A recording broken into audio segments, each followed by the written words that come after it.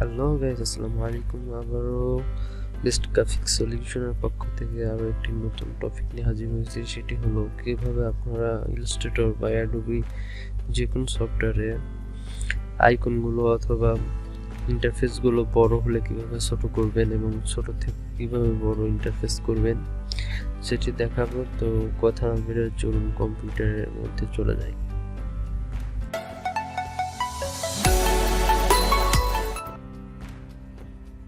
প্রথমে আপনাদের Adobe Illustrator open করে দিলাম। ফাইল থেকে প্রথমে আমি এক্সিট করে দিলাম।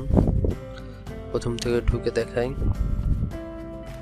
প্রথমে ইলাস্ট্রেটর সফটওয়্যারটি ওপেন করলাম। দেখুন আমার ইন্টারফেসটি অনেক বড়।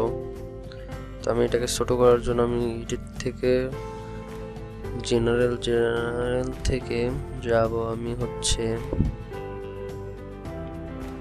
ইউজার ইন্টারফেসে যে আমি এখানে উপরটা করে দেব লোয়ার সাপোর্টেড ক্লিক করে ওকে দেবো। করে দেওয়ার পর এখন কেটে আবার নতুন আসলেই দেখবেন ছোট হয়ে যাবে আপনাদের ইউজার ইন্টারফেসটি। আবার আমি ওপেন করতেছি।